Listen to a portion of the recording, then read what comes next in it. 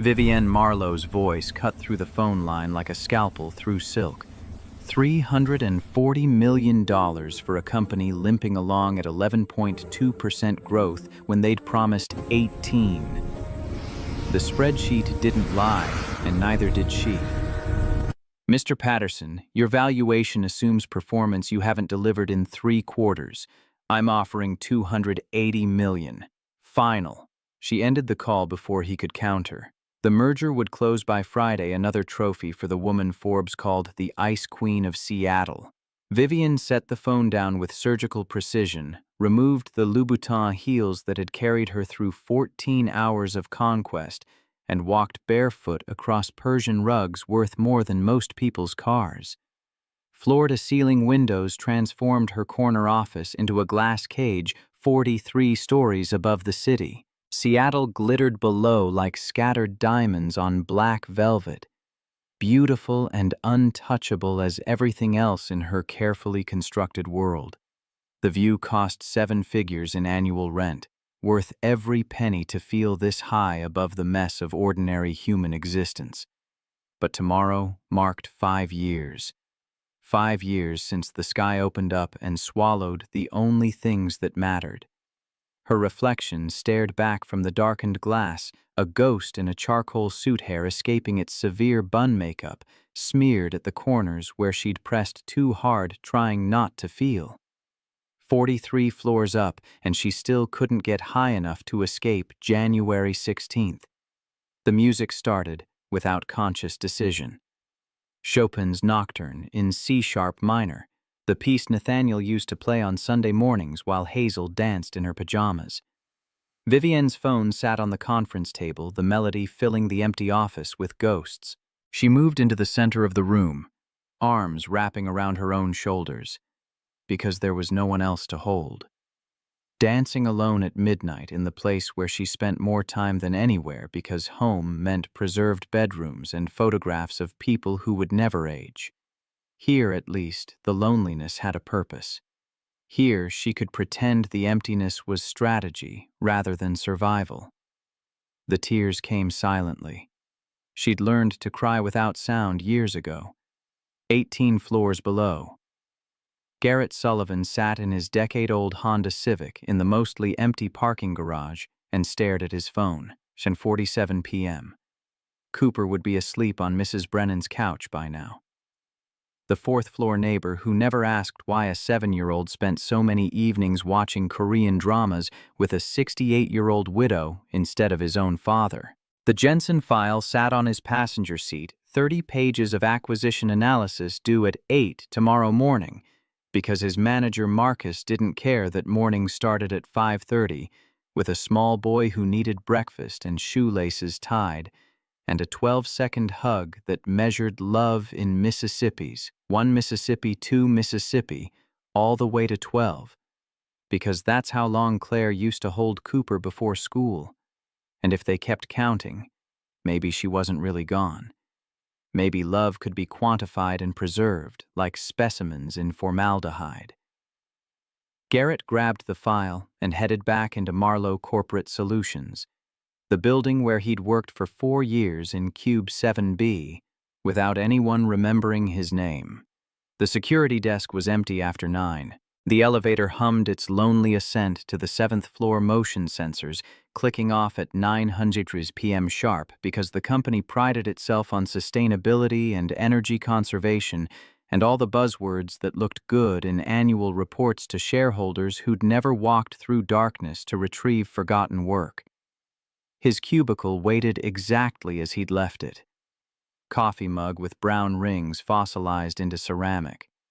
Photo frame facing outward, Cooper at 6 gap-toothed grin holding up a crayon drawing labeled Mama in Heaven, with purple wings that looked more like arms reaching down than anything divine. Garrett didn't look at it long. He'd learned not to look too long at reminders of before. The file slid into his messenger bag with the sound of paper against canvas ordinary and final. He was halfway back to the elevator when the music started. Piano. Classical. Drifting down from somewhere above him like smoke signals from a distant fire. The eighth floor executive territory where analysts like him didn't venture without appointments and excellent reasons. The music continued, not a tune he recognized, just notes strung together like pearls on a broken necklace. Garrett stood frozen between cubicle rows that looked like open graves in the shadows. Every logical neuron screamed to leave. Get in the elevator, go home, pick up Cooper from Mrs. Brennan's overstuffed couch, carry him to bed without waking him because the boy was finally sleeping through the night 18 months after the funeral, and that felt like progress worth protecting. But the music didn't stop, and Garrett had learned something in the past year and a half sometimes. Loneliness sounds like music in the dark, and sometimes you follow it because the alternative is going home to an empty apartment where your dead wife's pillow still sits untouched on her side of the bed. The emergency stairwell was always unlocked. Fire code. His footsteps echoed off concrete as he climbed, each step a betrayal of common sense. The eighth floor had a different quality to its darkness. Ceilings, higher offices, larger silence, heavier with the weight of decisions that affected thousands of lives. This was where careers ended and futures were bought and sold like commodities on the quarterly reports Garrett helped prepare. The music grew louder as he moved down the hallway, past the CFO's office with its mahogany furniture visible even in shadow, past general counsel with frosted glass doors. At the end of the corridor, double doors of walnut brass nameplate catching ambient light from the city beyond. Vivian Marlowe, Chief Executive Officer. The doors stood open 3 inches, enough to see movement inside, enough to know he should turn around, run, forget whatever private moment he was about to witness. But Garrett's feet carried him forward anyway. The office was cave dark except for city light pouring through windows that stretched from floor to ceiling. Silhouetted against that glow, a woman danced. Not the Vivian Marlowe from company meetings, the one who wore power suits like armor and spoke in sentences that left no room for argument. Not the CEO who'd been featured in Forbes and Fortune for taking Marlowe Corporate Solutions from near bankruptcy to national prominence in 5 years. This woman was barefoot, hair loose around her shoulders, catching light from the cityscape in ways that made her look less like a Fortune 500 executive and more like someone who'd wandered into the wrong life. She still wore the charcoal suit from today's board meeting, but the jacket hung open collar askew like she'd started undressing for home and forgotten halfway through. And she was crying, silent tears tracking down her face while she moved in slow circles. Arms wrapped around herself like she was dancing with a partner no one else could see. Garrett knew he should leave, knew that whatever private grief he was witnessing wasn't meant for employee eyes, especially not the eyes of a mid-level analyst who barely registered on her radar. But he couldn't move, couldn't look away from the raw vulnerability of a woman who controlled boardrooms and billion-dollar budgets, now reduced to something achingly human and alone. The music stopped. Vivian froze mid-turn, her gaze snapping to the doorway where Garrett stood like an idiot with a file folder and a phone flashlight, and absolutely no excuse for being there. 3 seconds. Neither moved. Then Vivian's face transformed. The grief vanished behind a mask Garrett recognized because he wore the same one every morning. Professional composure, emotional lockdown, the kind of control that takes practice and costs everything. Mr. Sullivan. Her voice was ice over deep water. Explain why you're on this floor at midnight. Garrett's throat felt lined with sandpaper. The file folder in his hands suddenly weighed 50 pounds. I forgot a file, heard something. Wanted to make sure everything was okay. Everything is fine. Vivian turned away, moving to her desk with quick, precise steps. She grabbed tissue from a box he hadn't noticed, wiping her face with movements that were almost violent in their efficiency. You should go home. I'm sorry, I didn't mean to. You didn't see anything. It wasn't a question. Wasn't a request. It was the voice that negotiated mergers and dismantled competitors, the tone that made grown executives reconsider their life choices. Do you understand, Mr. Sullivan? Garrett should have agreed, should have backed out of the office, returned to the elevator, collected his sleeping son, and retreated to their tiny apartment and their tiny life, and pretended this moment never happened. Should have let Vivian Marlowe keep her secrets and her dignity and her carefully maintained distance from the ordinary human messiness of grief. But he heard himself say something else entirely. I understand wanting to be alone when you're not okay. Vivian's shoulders stiffened, hands frozen mid-reach for another tissue. My wife died. The words fell between them like stones into deep water.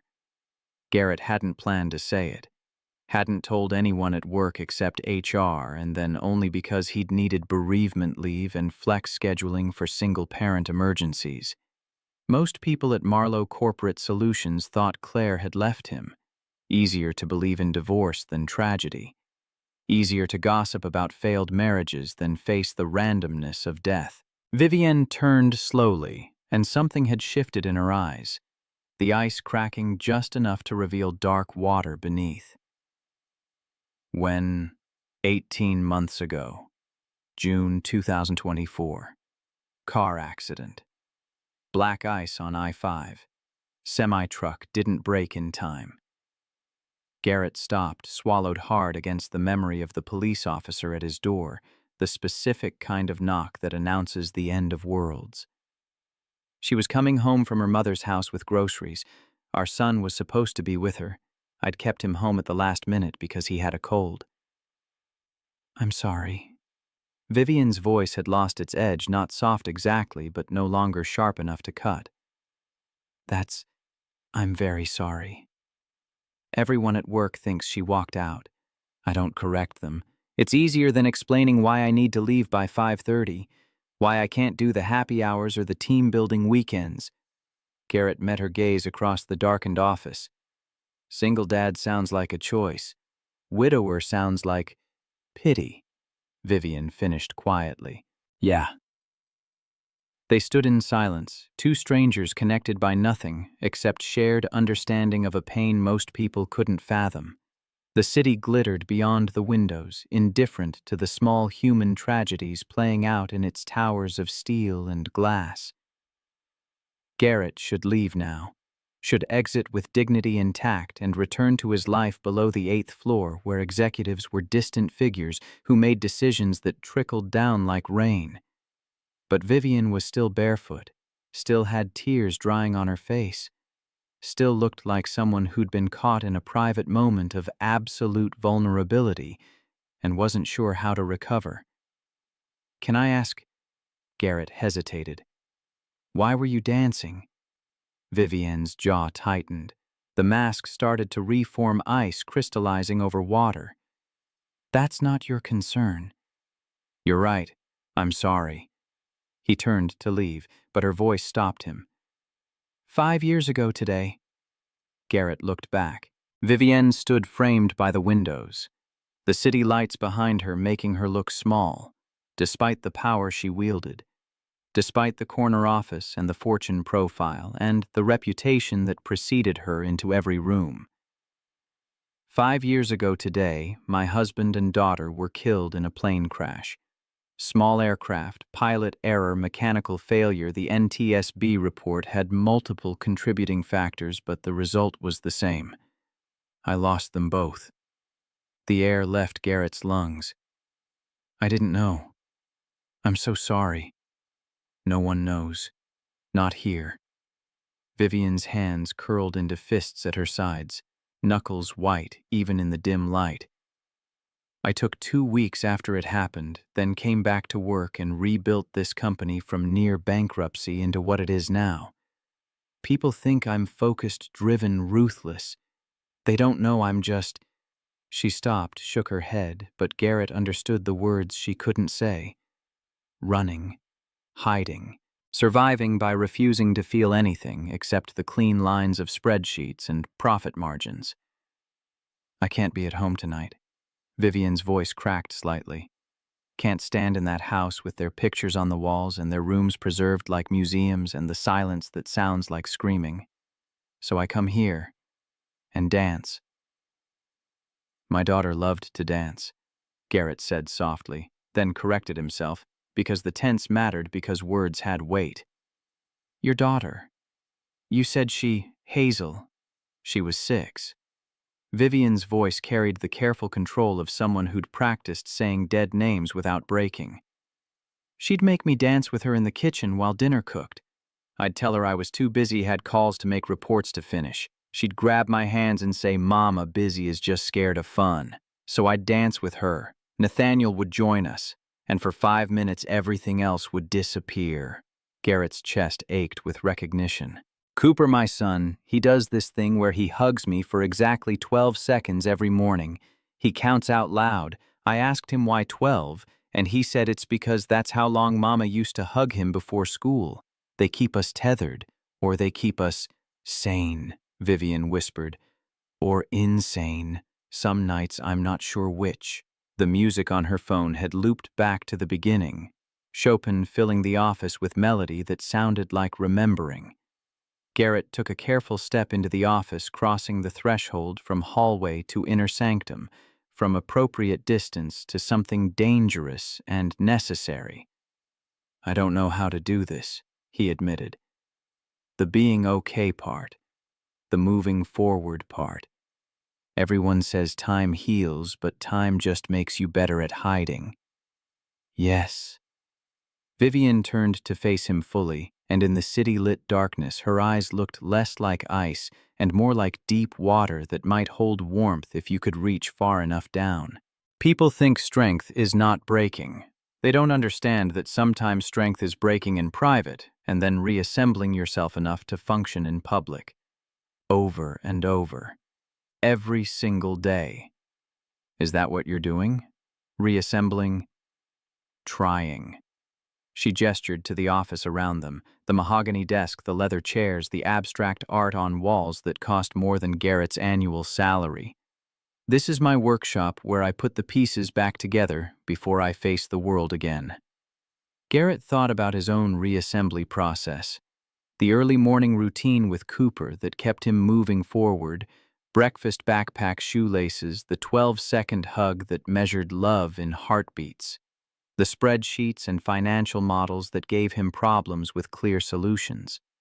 The bedtime stories he read with voices for each character because making Cooper laugh felt like winning a small battle against the darkness that wanted to consume them both. Can I tell you something? Garrett asked. Yes. When I heard you humming, I almost left. Almost convinced myself it wasn't my business, that whatever was happening up here had nothing to do with me. He paused, finding the words. But I didn't leave because loneliness sounds different when it's not your own. And I thought maybe if someone else was feeling what I feel, maybe I could do something I wish someone had done for me, which is just be there, even if I can't fix it, even if all I can do is stand in the darkness with you and confirm that yes, this is terrible, and no, you don't have to pretend it's not. Vivian's eyes glistened with new tears. She blinked them back quickly, but not before Garrett saw the mask crack wider, exposing the raw humanity beneath years of carefully constructed armor. I've spent 5 years making sure no one sees me like this. Her voice was barely above a whisper. I know. I've spent 18 months doing the same thing. What changed tonight? Garrett considered the question. What had changed? He'd climbed the stairs to the executive floor following the sound of grief, walked into Vivian Marlowe's private moment, and instead of running, he'd stayed. He'd spoken truth he usually kept locked away. He'd admitted weakness to a woman who could fire him with a signature. Maybe I'm tired of being alone with it, Garrett said finally. Maybe I'm tired of pretending the weight isn't crushing me. Maybe, he stopped, started again. Maybe I heard someone else breaking and realized I don't want to break alone anymore. Vivian nodded slowly, and something shifted in her posture. Not surrender exactly, but a lessening of the rigid control she'd maintained since first seeing him in the doorway. Not the CEO now. Just a woman who'd lost everything that mattered and was still trying to figure out how to exist in a world that kept spinning regardless. I don't do this. She looked down at her hands at fingers that could sign documents worth millions, but couldn't bring back the people who mattered. Let people see me like this. Let anyone close enough to witness the parts I hide. I know. Garrett's throat felt tight. Neither do I. This could be complicated. Vivian looked up at him, and in the dim light, her face held an expression he couldn't quite name, vulnerability mixed with something that might have been hope if hope didn't feel so dangerous. You work for me. There are policies, boundaries, professional considerations. I'm not asking for anything, Garrett interrupted gently because he needed her to understand this wasn't about attraction or romance or anything except two people recognizing each other in the darkness. I'm just saying if you need to dance, you don't have to do it alone. The words hung between them like an offering, an invitation to share the burden of grief with someone who understood its weight. Not love, not even friendship yet. Just two people acknowledging that surviving wasn't the same as living, and maybe they could find a way to do something more than just survive. Vivian looked at him for a long moment, her expression unreadable in the half-light. Then she moved to her desk, picked up her phone, and pressed a button. Soft music filled the office, instrumental melancholy. The kind of melody that sounds like remembering every beautiful thing you've lost. She walked back to the center of the room, barefoot on carpet that probably cost more than Garrett's monthly rent, and extended her hand. Garrett stared at her hand like it was a grenade with the pin pulled. This was his CEO. This was crossing every professional line ever drawn. This was asking for complications he couldn't afford, risks he shouldn't take.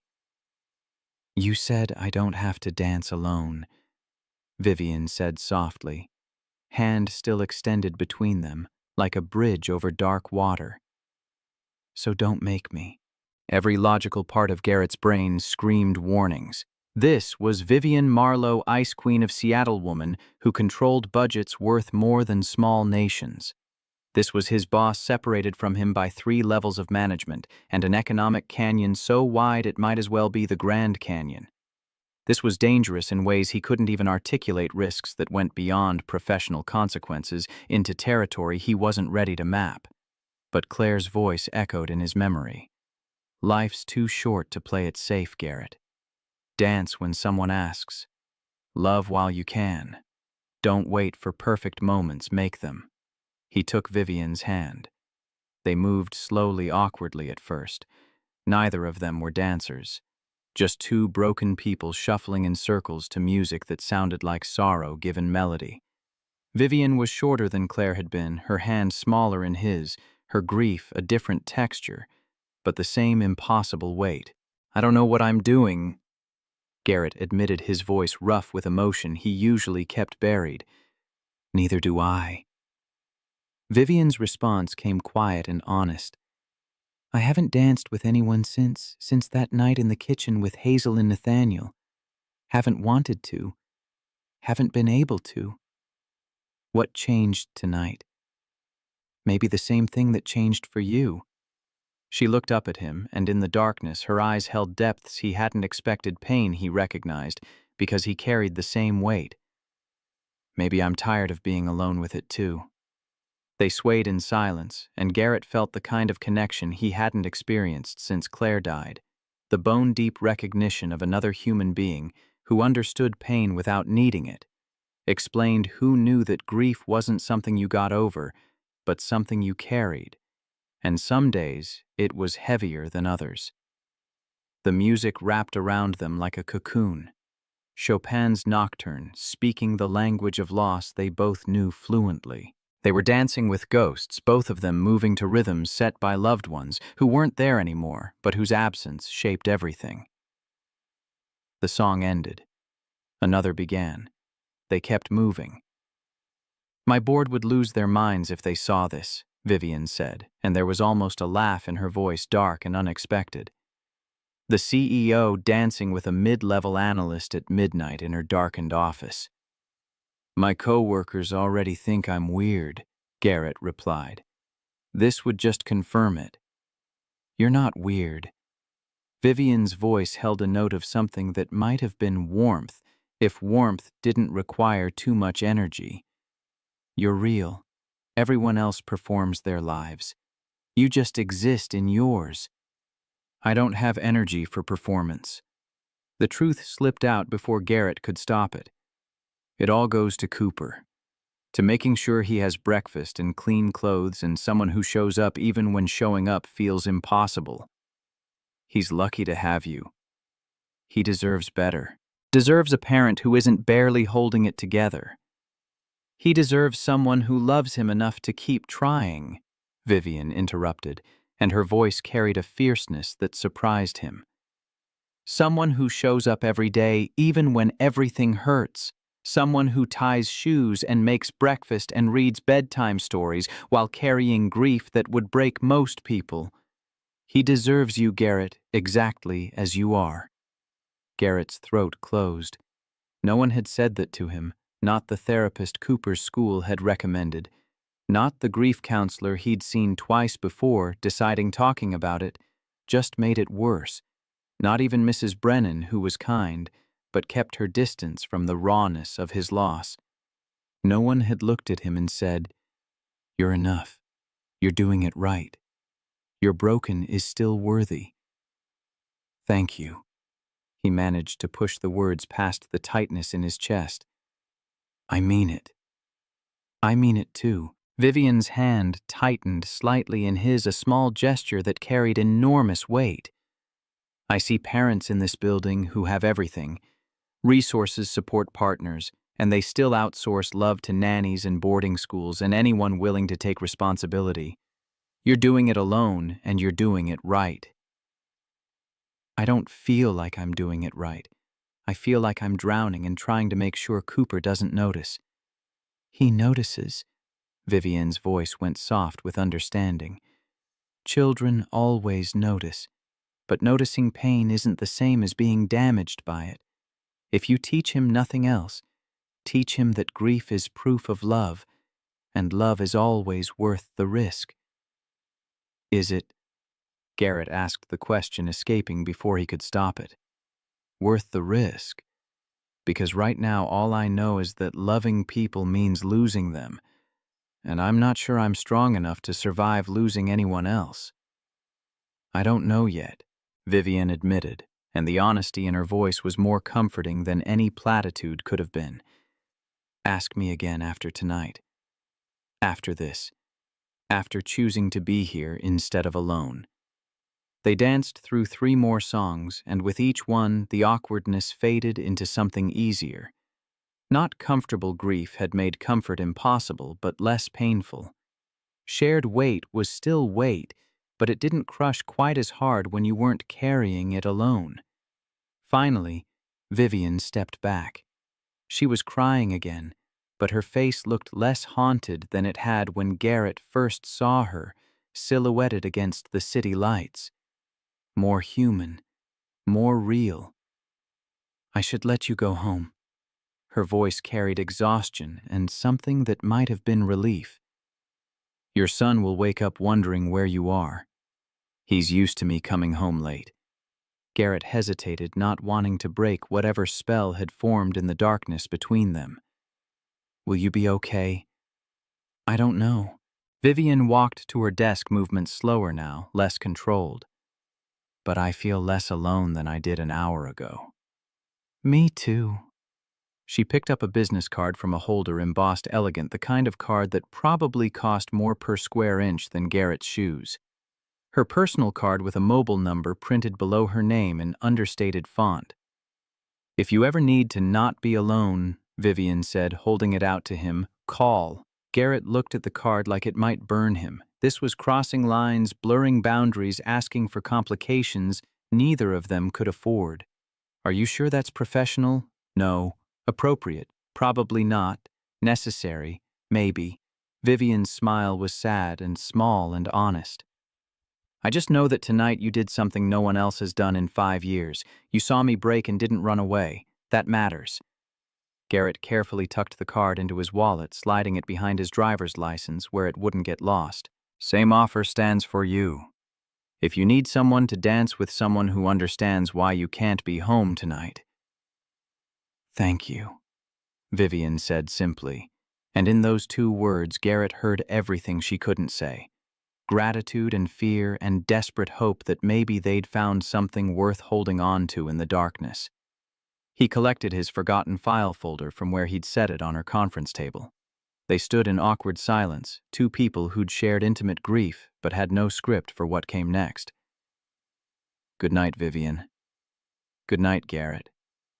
He walked out of her office down the hallway, past offices belonging to people who would never know what happened here tonight, down the emergency stairs that echoed with his footsteps through the darkened 7th floor to the elevator. His hand shook slightly as he pressed the button for the lobby. The car descended, and with each floor that passed, reality reasserted itself. He'd just danced with his CEO, shared personal tragedy, crossed every professional boundary that existed. This could ruin him, cost him the job Cooper depended on, destroy the fragile stability they'd built from the wreckage of Claire's death. But as Garrett stepped out into the cold Seattle night, keys in hand, breath fogging in January air, he realized something fundamental had shifted. For the first time in 18 months, he didn't feel completely alone. Someone else was carrying the same impossible weight. Someone else understood that survival wasn't the same as healing, that strength wasn't the absence of breaking, but the choice to keep assembling the pieces. His phone buzzed. Mrs. Brennan texting that Cooper was sleeping soundly. No rush. Garrett sat in his car in the empty parking garage and stared at the steering wheel, hands gripping leather worn smooth by 4 years of commuting. Tomorrow, this night would feel surreal. Tomorrow, he'd second-guess every word spoken, every moment shared. Tomorrow, Vivian Marlowe would return to being the untouchable CEO, and Garrett Sullivan would return to being Cubicle 7B, and whatever connection they'd formed in darkness would seem impossible in daylight. But tonight, he'd heard loneliness that wasn't his own and followed it. Tonight he'd stood in a corner office with a barefoot CEO and confirmed that, yes, grief is terrible. And no, she didn't have to pretend otherwise. Tonight he danced with someone who understood that the weight of loss doesn't diminish. You just get stronger from carrying it, or you learn to ask for help carrying it together. Garrett started his car and drove toward home, toward Cooper, sleeping on Mrs. Brennan's overstuffed couch, toward their tiny apartment and their tiny life and the morning routine that kept them both upright. But in his wallet, a business card with a phone number. In his chest, a feeling that might have been hope. And in his memory, a woman dancing alone in the dark, crying for her lost family, breaking in private, the way Garrett broke every single day. He wasn't sure what came next, wasn't sure if connection was possible when grief had made him a ghost in his own life, wasn't sure if whatever had happened tonight was the beginning of something, or just a strange shared moment that would fade with dawn. But for the first time since Claire died, Garrett felt like maybe, just maybe, he didn't have to carry everything alone. That would have to be enough for now. The morning after arrived with Cooper launching himself onto Garrett's bed at 6 a.m., all 7-year-old enthusiasm and zero regard for the concept of Saturday sleep-ins. Dad pancakes, and do astronauts eat breakfast in space, or do they just float around hungry? Garrett's eyes cracked open to find his son's face inches from his own gap-toothed grin, blazing with the kind of joy that felt like both salvation and accusation. How could Cooper be this happy when half their family was gone? How did children metabolize loss into something that looked like resilience instead of just carrying the weight until it crushed them? Probably freeze-dried pancakes, buddy. Garrett pulled Cooper into a hug, breathing in the sleep-warm smell of his son's hair. Come here. Cooper counted dutifully, voice muffled against Garrett's shoulder. 1 Mississippi, 2 Mississippi, 3 Mississippi. At 12, Cooper squirmed free with practiced efficiency. The ritual never varied exactly 12 seconds, no more, no less, because that's how long Claire used to hold him. And if they kept the count perfect, maybe the love wouldn't fade. Maybe memory could be preserved in repetition. Can we have chocolate chips since we're not in space and don't have to eat freeze-dried food that tastes like cardboard, probably? Sure, buddy. Garrett moved through the morning routine on autopilot, mixing batter, heating the griddle, packing Cooper's lunch while his son colored at the kitchen table. But his mind kept circling back to Vivian Marlowe, barefoot in her office, tears on her face, hand extended, like an invitation to share something bigger than either of them could carry alone. The business card was still in his wallet. He'd checked twice before falling asleep, and once upon waking, as if it might have vanished like evidence of a dream. Dad. Cooper looked up from his drawing a rocket ship with what appeared to be a dog driving it. You okay? You keep staring at nothing. Garrett forced a smile that felt like lifting weights. Just thinking about work stuff. Boring. Cooper returned to his masterpiece, adding flames to the rocket with orange crayon. Mrs. Brennan says thinking too much makes you old. She says you should dance more. The spatula nearly slipped from Garrett's hand. Chocolate chips scattered across the griddle like shrapnel. She said what? Dance more. She does Tai Chi every morning and says moving keeps your brain young. She's really old, but she can touch her toes. Can you touch your toes? Yeah, I can touch my toes. Prove it. So Garrett bent down and touched his toes while Cooper clapped and declared him not completely ancient yet, and they ate chocolate chip pancakes, and Garrett helped his son into the backpack that seemed to get heavier every week. They walked 3 blocks to the bus stop, past houses where other families were probably eating breakfast together, complete units without missing pieces. Love you, Dad. Cooper's voice carried the casual certainty of a child who hadn't yet learned that love doesn't protect anyone from loss. Love you too, buddy. The bus pulled away with Cooper's face pressed against the window, waving until he was out of sight. Garrett stood on the corner, feeling the familiar emptiness that always followed his son's departure. The apartment would be silent now until 3:30, the hours between drop-off and pickup stretching like a desert he had to cross alone. His phone buzzed. Unknown number, but the message told him everything he needed to know. Thank you for last night. I didn't realize how much I needed it until it happened. VM. Garrett stared at the text for a full minute before typing back, Me too. 3 dots appeared, disappeared, appeared again. Can we talk? Not at work. Somewhere else, when your schedule allows. The responsible answer was no. The safe answer was to let last night remain what it was, a strange, necessary moment between 2 grieving people that shouldn't be repeated or examined too closely. But Garrett's thumbs moved across the screen with their own momentum. Lunch Monday. There's a cafe 2 blocks south of the office. Mercer Street, 12:30. I'll be there. Saturday morning dissolved into the usual routine grocery shopping, with a list Claire used to make that Garrett still followed like scripture laundry that never seemed to end, meal prep for the week that consisted of variations on the same 5 recipes he could execute without burning down the apartment.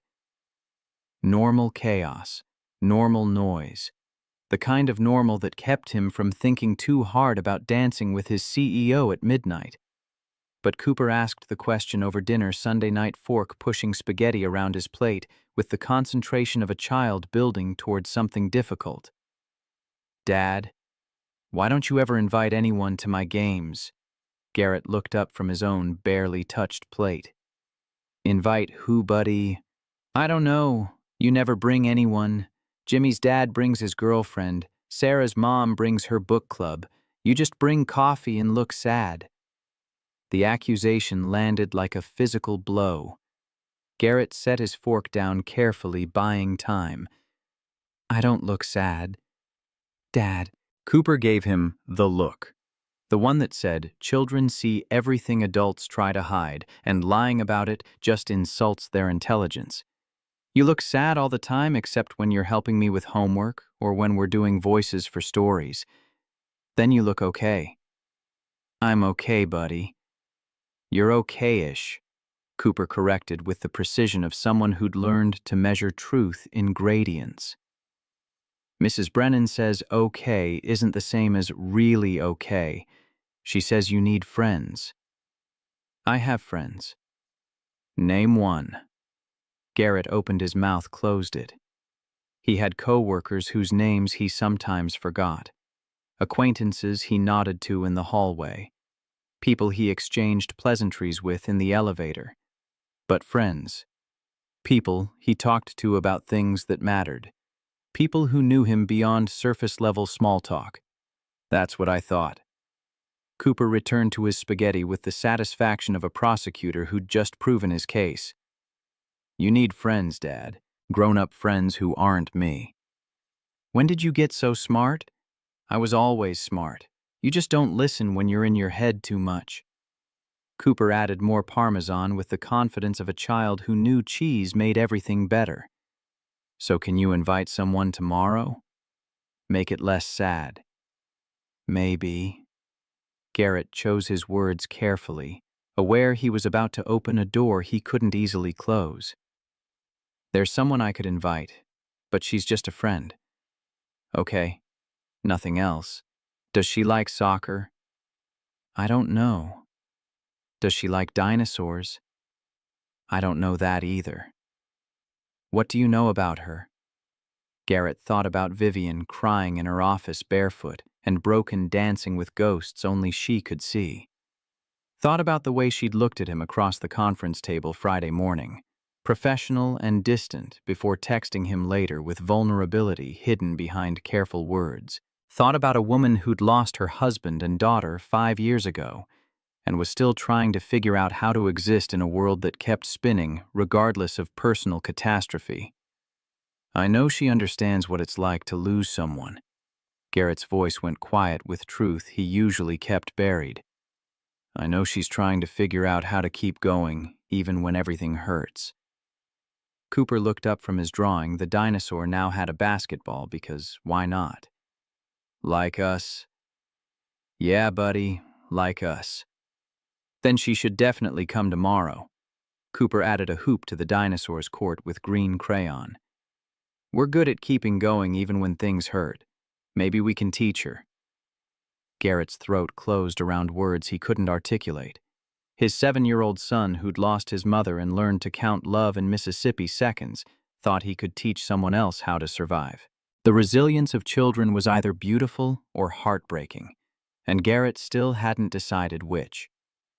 That night after Cooper fell asleep mid-story, something about black holes and event horizons, Garrett stood in the doorway watching his son breathe. The nightlight cast soft shadows across space posters and bookshelves, overflowing with stories they'd read together. The photo frame on the nightstand showed 3 smiling faces: Garrett, Cooper, and Claire. Before. He pulled out his phone and texted Vivian before he could second-guess himself. "My son asked if I could invite someone to his game tomorrow. Wants to make it less sad. You still want to come?" Her response came quickly. "Is he okay with a stranger being there? He's 7.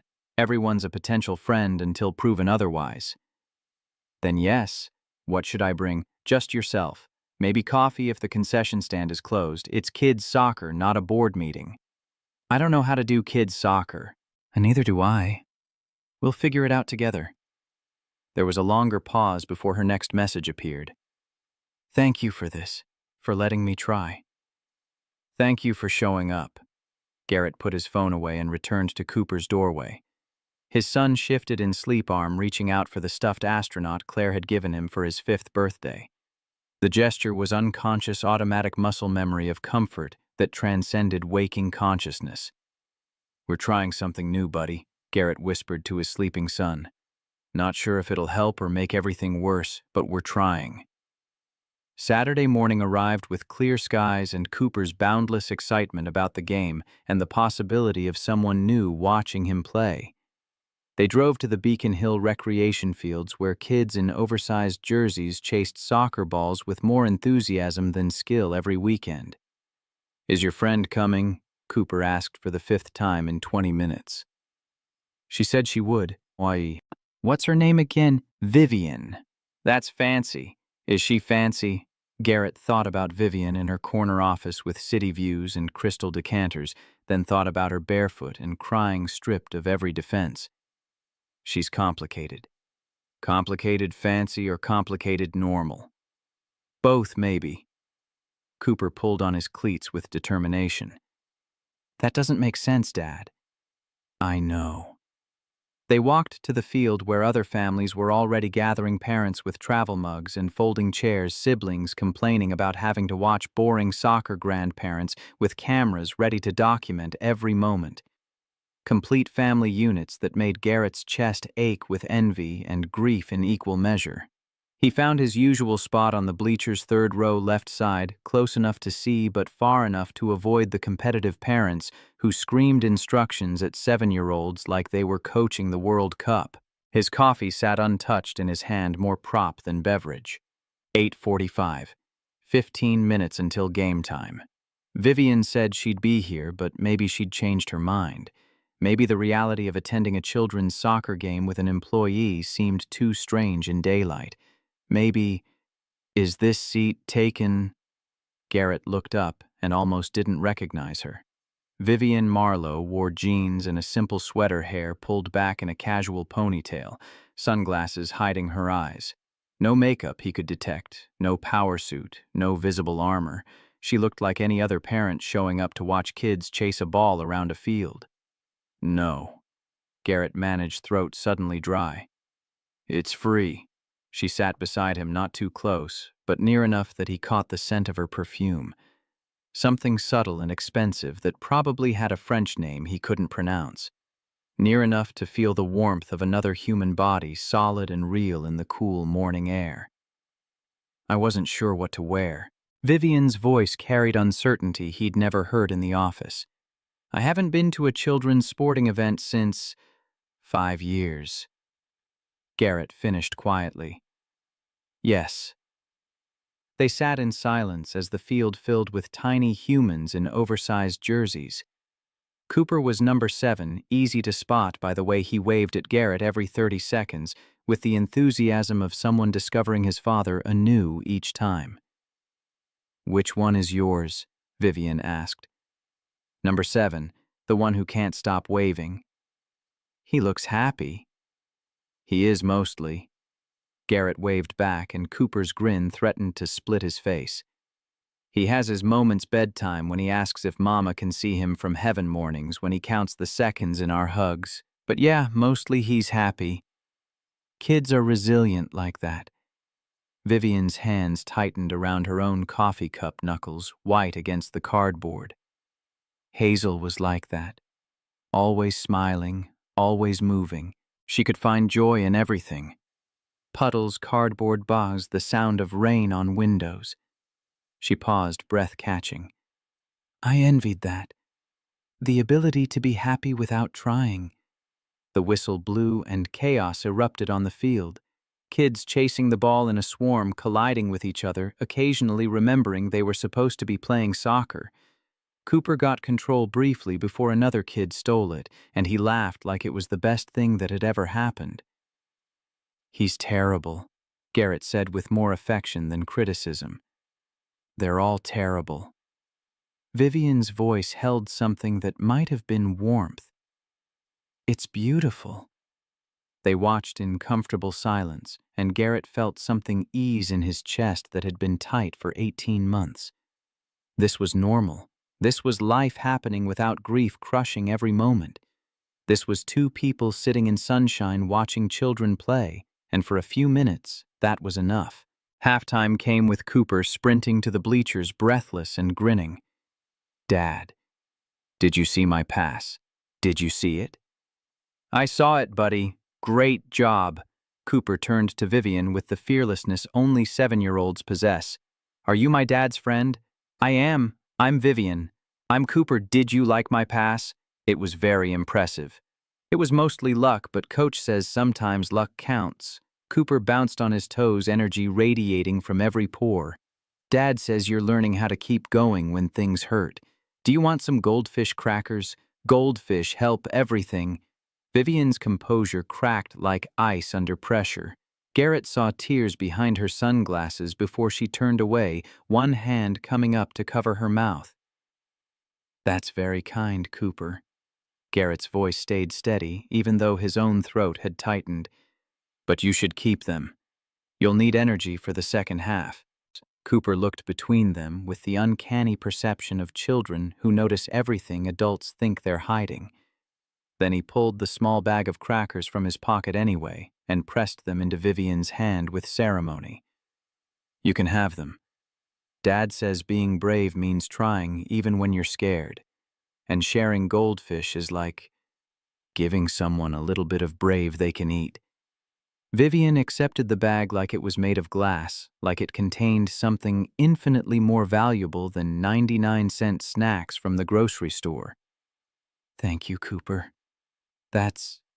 Thank you. You're welcome. Are you coming to the park after everyone goes to the park after games? Garrett started to say no to explain that Vivian probably had things to do. Meetings to attend a life that didn't include hanging around playgrounds with other people's children. But she spoke first. I'd like that. If it's okay with your dad.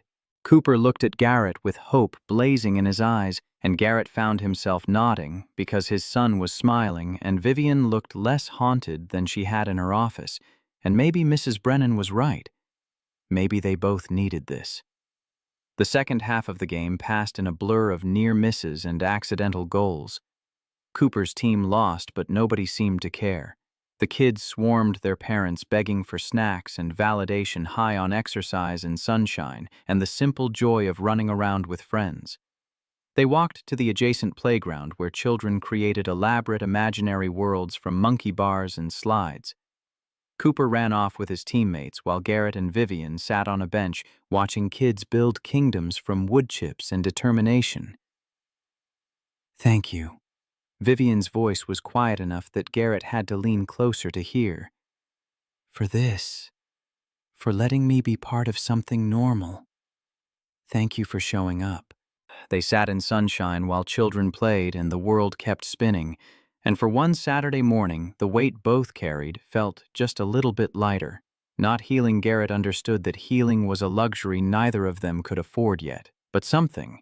Connection, maybe. Recognition. Two people learning to exist in proximity to life again, instead of just surviving at its margins. Cooper successfully completed the monkey bars without falling, and Vivian cheered like he'd won Olympic gold, and Garrett felt tears prick his eyes, because this ordinary Saturday morning with soccer and playgrounds and someone choosing to show up, this was what fighting for looked like. Monday lunch at Mercer Street Cafe arrived with Garrett's stomach doing complicated gymnastics. The cafe was small and quiet, the kind of place that catered to professionals who wanted privacy with their sandwiches. High-backed booths and soft music that absorbed conversation. He arrived first, sliding into a corner booth at 12:25. Ordered coffee he didn't want just to have something to do with his hands. Vivian appeared at 12:32. She'd removed her suit jacket, traded reading glasses for contacts, let her hair down slightly so it looked less severe. Still professional, but softer, more like the woman he'd seen Saturday morning than the CEO who commanded boardrooms. Sorry I'm late. The Hendricks call ran long. It's fine. She slid into the booth across from him, and for a moment they just looked at each other. Two people who'd shared something intimate and terrifying and weren't sure how to proceed in daylight. I owe you an apology. Vivian's voice was controlled, but Garrett heard the tremor underneath. For Friday night. For putting you in an impossible situation. For crossing professional boundaries. For using you as a confessional without considering the consequences. You didn't use me. I chose to stay. Why did you stay? Garrett wrapped his hands around his coffee mug, absorbing warmth he didn't feel. Because I recognized what I was hearing. Because I've spent 18 months pretending I'm fine, and hearing someone else not be fine made me feel less alone. That's what I wanted to talk about. Vivian folded her hands on the table with the precision of someone marshalling arguments. This morning in the meeting, I had to treat you like any other employee. Had to maintain distance. Had to pretend Friday night didn't happen. And it felt... She started again with visible effort. Wrong. It felt wrong pretending we hadn't shared something real. But we have to pretend. Garrett kept his voice level even though his heart was hammering. You're the CEO, I'm nobody. If people found out what? That I cried in front of you, that we danced, that two grieving people found common ground. Vivian's eyes flashed with something that might have been anger or fear, or both. There's nothing inappropriate about what happened Friday night. Except the power dynamic. Except the potential for people to assume the worst. Except the fact that you could fire me with a signature and I'd have no recourse. I would never... I know that, Garrett interrupted gently. But other people don't. Look, I'm grateful for Friday night, grateful for Saturday morning, but I can't afford complications. I have a son depending on me, a job I need to keep, and a life that's barely holding together as it is. Whatever this is, it can't become something that jeopardizes that. Vivian was quiet for a long moment, hands still folded on the table like she was praying or preparing to deliver a verdict. What if I want it to become something... Garrett's heart lurched sideways. What? Not romance. Not a relationship. Vivian struggled for words, and watching the Ice Queen of Seattle search for language felt like witnessing something forbidden. Just connection. Someone who understands what it's like to keep functioning while falling apart.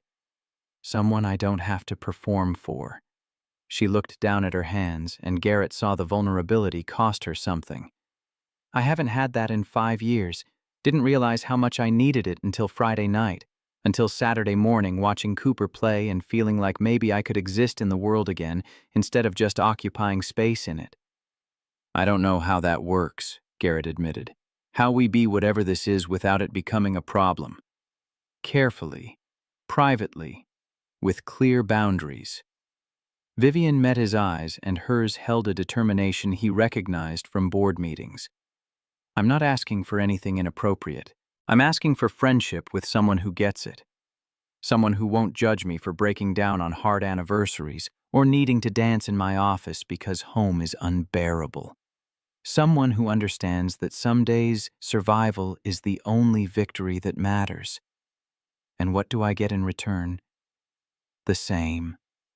Vivian's voice softened into something honest and raw. Someone you can talk to when the weight gets too heavy. Someone who won't think less of you for admitting you're drowning. Someone who won't make you explain why you're not okay, because they already know. Garrett thought about his tiny apartment and his silent evenings after Cooper went to bed. Thought about the therapist he'd stopped seeing because talking about Claire just made her absence more real. Thought about Mrs. Brennan's kindness that never quite crossed into understanding because she hadn't lost what he'd lost, not the same way. This is a terrible idea, he said finally. Probably. People will talk if they find out. They won't find out. You can't promise that. No, Vivian agreed. But I can promise I'll be careful. That I'll protect your job, your reputation, Cooper's stability. That whatever this becomes, it won't hurt you. Garrett looked at the woman across from him. Brilliant, powerful. Broken in ways only he could see. She wasn't asking for romance or promises or anything except someone to stand in the darkness with her. And God help him, he understood that need because he felt it too. Okay, he heard himself say. We can try this, whatever this is. But the second it becomes a problem, we stop. Clean break, no questions asked. Vivian finished. And at work, nothing changes. You're still Mr. Sullivan. I'm still Ms. Marlowe. Professional distance at all times. Except when we're not at work. Except then. They ordered lunch neither of them wanted and talked about logistics that felt both necessary and absurd. When could they meet? How could they communicate without raising suspicions? What boundaries needed to exist to keep this from destroying everything? The answer they discovered was Saturday mornings. Cooper had soccer from 9 to 11, then usually played at the park with teammates until early afternoon. Those were Garrett's only free hours in a week, structured around single parenthood and job obligations. "I can do Saturday mornings," Vivian said. "I'll come to the games. We can get coffee after while Cooper plays. Talk without anyone from work seeing." "What about your weekends? Don't you have—" Garrett stopped, unsure how to ask if the CEO of a major corporation had a life beyond board meetings and acquisition calls. "I have an empty house and preserved bedrooms and silence that sounds like screaming." Vivian's voice carried the weight of 5 years' accumulated loneliness. "I'll take soccer games and playground benches over that any day." They finished lunch and walked back to the office separately, Vivian leaving first to avoid being seen together. Garrett waited 5 minutes before following, and the gap between them felt like both protection and loss. That afternoon, his phone buzzed with a text from an unknown number that he immediately saved under VM. "Thank you for taking a chance on this. On me. I know it's complicated and risky and probably unwise, but I haven't felt this hopeful in 5 years. Garrett typed back carefully. "Me neither. See you Saturday." The rest of the week passed in a strange double consciousness. At work, Vivian was the untouchable CEO who commanded boardrooms with surgical precision. She passed Garrett in hallways without acknowledgement, maintained perfect professional distance in meetings, gave no indication that anything existed between them beyond employer and employee. But at night, after Cooper was asleep, texts would arrive. Never anything inappropriate or overly personal, just small observations about the day, questions about Cooper, admissions of difficulty that cost them both something to type. "Board meeting was brutal today. Sometimes I think they'd be happier if I just stayed frozen in grief forever. Easier to manage that way." Cooper asked tonight if being happy means forgetting Mom. I told him no. Not sure I believe it. Found myself in Hazel's room today. First time in months I could breathe in there without feeling like I was suffocating. Made pancakes this morning. Only burned 3. Progress. Small things. Ordinary things. The kind of mundane sharing that built scaffolding between two people learning to trust each other with their fractures. Friday afternoon brought trouble in the form of Preston Gallagher. Garrett was at his desk reviewing quarterly projections when the office erupted in whispers. He looked up to see a man in an expensive suit striding through the 7th floor like he owned it, heading directly for the elevator that would take him to executive territory. Tall, silver-haired, commanding presence. The kind of man who expected doors to open and people to move aside. And they did. "Who's that?" Garrett asked Jennifer from HR, who'd appeared at his cubicle looking concerned. Preston Gallagher, board member, 15% shareholder, was Nathaniel Marlowe's best friend before the crash. Jennifer lowered her voice. "Rumor is he bought into the company after they died to protect Vivian. Except lately he's been questioning her decisions. People are saying he came back to set things right." Garrett watched the elevator doors close behind Gallagher, and something cold settled in his stomach. History. The word carried weight. Implications. Complications he didn't want to examine. His phone buzzed. "Vivian. Don't come to the 8th floor today. Situation developing." "Are you okay?" "Will be, just stay clear." But Garrett couldn't focus on spreadsheets while knowing something was wrong. He made it until 2:30 before his worry overrode his common sense. He took the stairs to the 8th floor, staying in the stairwell with the door cracked just enough to hear voices drifting from Vivian's office. "You're destroying everything we built." Preston's voice carried accusation thick enough to taste. 5 years, Vivian. 5 years I've watched you hide behind work. And now you're playing house with some analyst, dishonoring Nathaniel and Hazel's memory for what? You have no right. Vivian's voice was steel wrapped in ice. I have every right. Nathaniel was my best friend. I watched you fall apart after they died. I held your hand through the funeral, helped you rebuild this company when you could barely function. And this is how you repay that loyalty, by parading around with some nobody while their pictures still hang in your home. Get out of my office. Not until you explain what you think you're doing. Nathaniel wouldn't want this. Hazel wouldn't want this. You're betraying their memory by... Don't you dare. Vivian's voice cracked like a whip. Don't you dare tell me what my dead husband and daughter would want. You don't get to use their memory as a weapon against me. Someone needs to remind you of who you were before you lost yourself in whatever this is. People are talking, Vivian. Board members asking questions about your judgment. Investors wondering if you're stable enough to lead. And you're giving them ammunition by associating with some mid-level analyst with a dead wife and a kid. Stop talking. Stop talking right now before I have security remove you from this building. I'm trying to help you. You're trying to control me. Vivian's voice had gone quiet, dangerous in its restraint. Trying to keep me frozen in grief because it's easier for you if I stay the broken widow you can manage. Well, I'm done being managed, Preston. I'm done letting guilt and obligation dictate how I live my life. And I'm done with this conversation. Garrett heard footsteps, the sound of a door slamming. He slipped back down the stairs before anyone could see him, heart pounding against his ribs. This was exactly what he'd feared: the complications, the scrutiny, the way their connection could be twisted into something ugly by people who didn't understand.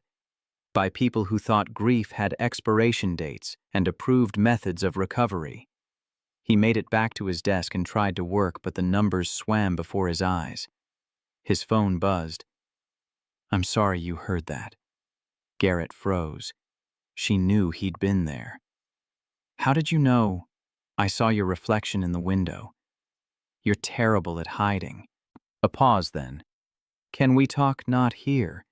Tonight after Cooper's asleep. I can come to you. Garrett thought about his tiny apartment with its photos of Claire and its evidence of a life barely held together. Thought about Vivian, seeing where he lived, how he lived, the smallness of his existence compared to her world of corner offices and power suits. But he typed, "Okay, I'll text you the address." The rest of the day dragged. Garrett picked up Cooper from school, made dinner, helped with homework, read the space book until his son's eyes drooped closed. Then he tidied the apartment in a panic, clearing dishes, hiding laundry, making sure nothing looked too pathetic. At 9:30, his phone buzzed. I'm outside. Garrett opened the door to find Vivian standing in the hallway of his building, looking completely out of place. She'd changed from her work suit into dark jeans and a sweater. But even casual clothes couldn't hide the fact that she didn't belong in this neighborhood of cramped apartments and peeling paint. Come in. She stepped inside, and Garrett watched her take in his home. The small living room with its worn couch. The kitchenette barely big enough for 2 people. The hallway leading to 2 tiny bedrooms. Photos everywhere, Claire smiling, Cooper growing a family that used to be whole. I'm sorry, Vivian said immediately. About Preston. About everything he said. You don't need to apologize for him. I do, though. He had no right to mention you, to weaponize your grief against me. He had no right to... She stopped, pressed her palms against her eyes. God, I'm so angry I can barely think straight. Garrett gestured to the couch. Sit. I'll make tea. She sat and Garrett busied himself in the kitchen making tea he didn't particularly want, needing something to do with his hands. When he returned with 2 mugs, Vivian was staring at a photo on the side table, Cooper as a baby. Claire holding him, both of them laughing at something beyond the frame. "She was beautiful," Vivian said softly. "Yes." Garrett handed her the tea. "Her name was Claire. We met in college, got married too young, had Cooper maybe before we were ready. But we made it work. We were happy." He sat beside her, careful to leave space between them. "The last thing she said to me was that she was picking up groceries and would be home in an hour. An hour. That's all the warning I got that my entire life was about to end." "Nathaniel texted me from the plane." Vivian's voice was barely audible. "Said Hazel was excited about flying, that she wanted to be a pilot when she grew up. That was the last message. 20 minutes later, air traffic control lost contact." She set her mug down with shaking hands. "I didn't know they were dead for 3 hours. 3 hours of thinking they were just delayed, maybe dealing with mechanical issues, nothing serious. And then the Coast Guard called." They sat in silence, two people holding the weight of memories too heavy to carry alone. Garrett's small apartment felt even smaller with the enormity of their shared loss filling every corner. "Preston thinks I'm betraying their memory by spending time with you," Vivian said finally. "He thinks grief has an expiration date, that after 5 years I should be done mourning and ready to move on, but only in ways he approves of, only with people he deems appropriate. And I'm not appropriate. You're not what he expected. You're not from my social circle. Not someone who can benefit my career or the company." Vivian turned to look at him. "You're just real. And that terrifies him because real means I might actually heal instead of staying frozen in the version of me he can control." Garrett thought about Preston's words echoing in the stairwell, the contempt in his voice when he'd mentioned some analyst with a dead wife and a kid.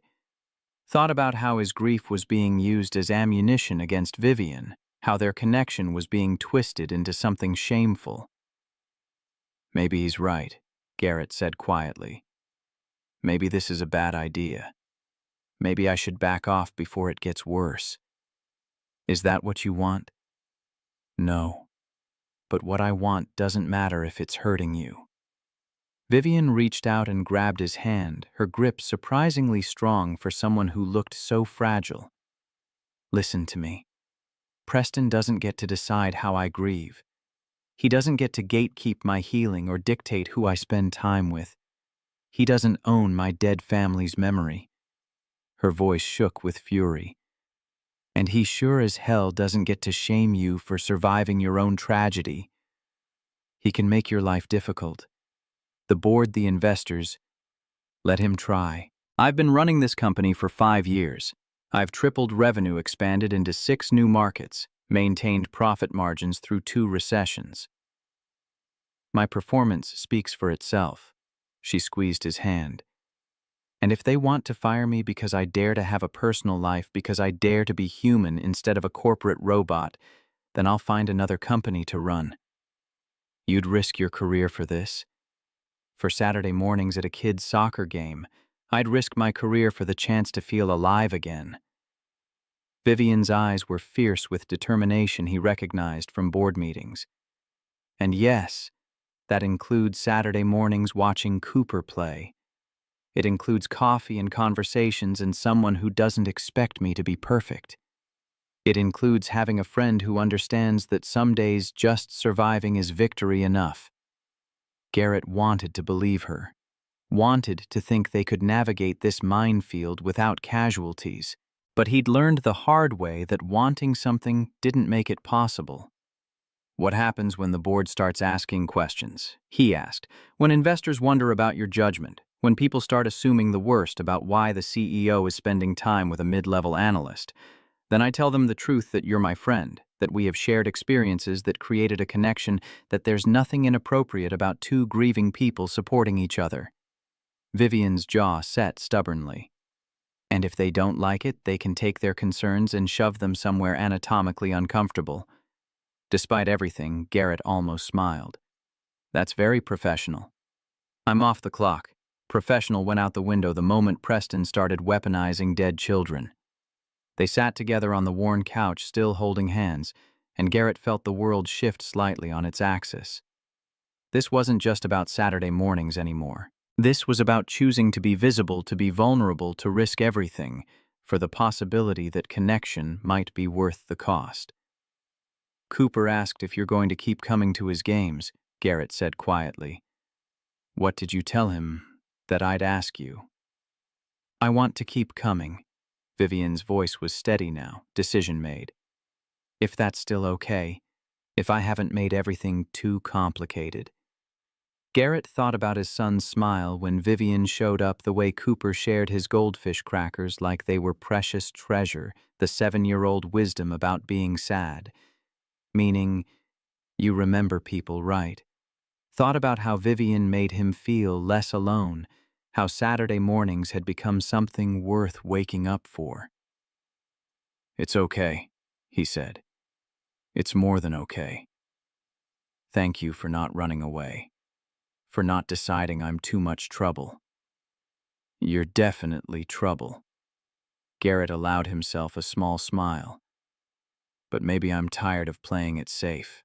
That makes two of us. They talked until nearly midnight, sharing stories about Nathaniel and Claire and Hazel, about the small moments that make up a life and the crushing absence left behind. Garrett learned that Vivian sang off-key in the shower, that Hazel had been obsessed with butterflies, that Nathaniel had proposed in a botanical garden surrounded by flowers whose names he'd memorized just to impress her. Vivian learned that Claire had been terrible at cooking, but insisted on trying new recipes every week, that Garrett had fallen in love with her. Laugh before anything else that Cooper had inherited, his mother's stubborn optimism and her ability to find joy in small things. And slowly, carefully, they built something that existed beyond grief. A foundation of understanding that wasn't about replacing what they'd lost, but about creating space for new connection alongside old love. When Vivian finally left, Garrett stood in his doorway and watched her walk down the hallway. Mrs. Brennan's door opened, and the elderly woman gave him a knowing look. That one is good for you, Mrs. Brennan said in her Irish-accented English. Good energy. Sad like you, but fighting. That's good. She's just a friend, Mrs. Brennan. Friend is good start. Better than being alone all the time. She patted his arm. Claire would want you to have friends, would want Cooper to see his father living, not just surviving. Garrett's throat closed.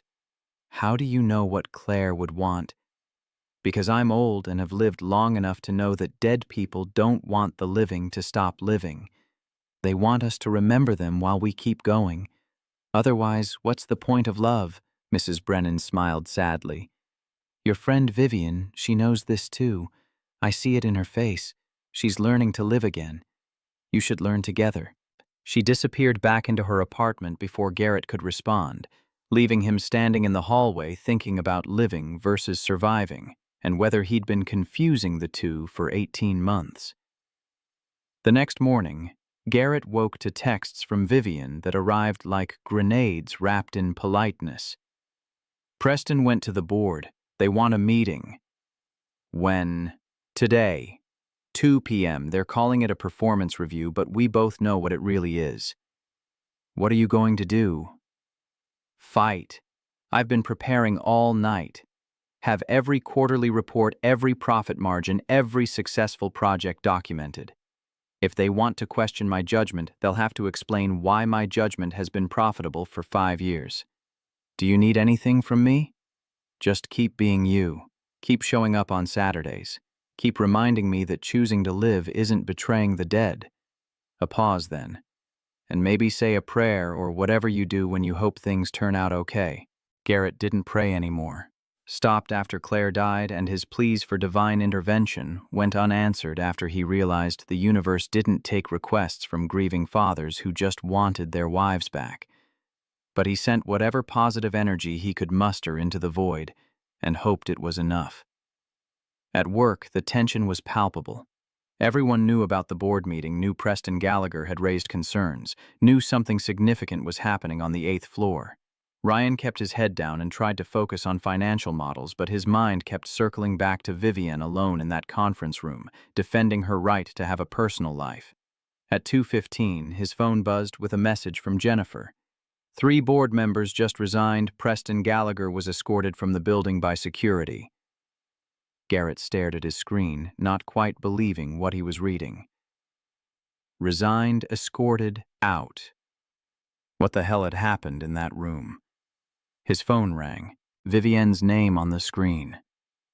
My office. Now. He took the stairs 2 at a time, no longer caring about professional boundaries or who might see him. The 8th floor felt different now, charged with electricity humming with the aftermath of something seismic. Vivian's office door stood open, and she was there by the windows, still in the navy suit she'd worn to battle, looking simultaneously exhausted and exhilarated. What happened? I gave them an ultimatum. Vivian turned to face him, and her eyes held a light he hadn't seen before, fierce and uncompromising. Accept that I have a personal life that doesn't require their approval, or I walk and take my track record and industry contacts to a competitor who won't try to control my grief. Garrett felt his jaw go slack. You threatened to leave. I didn't threaten. I stated facts. Vivian moved to her desk, fingers drumming against mahogany.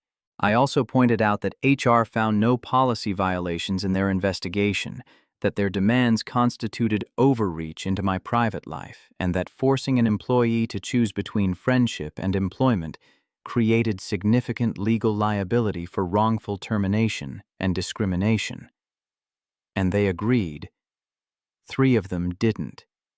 They resigned rather than support my position. Preston, plus 2 of his allies who've been questioning my leadership for months. Vivian's smile was sharp enough to cut. The rest decided my value to the company outweighed their discomfort with my choices. Turns out, tripling revenue gives you leverage. What about Preston? Preston tried to call for a leadership vote. I called for an audit of his consultant contracts with the company over the past 4 years. Vivian's voice went cold. Found irregularities that made his vote irrelevant. Overpayments, duplicate billing services never rendered. He'd been skimming for years, hiding behind his grief over Nathaniel to avoid scrutiny. Security walked him out 20 minutes ago. Garrett sank into one of her leather chair's legs, suddenly unreliable. She'd done it. Actually, done it. Faced down the board called their bluff, forced them to choose between her leadership and their need to control her personal life.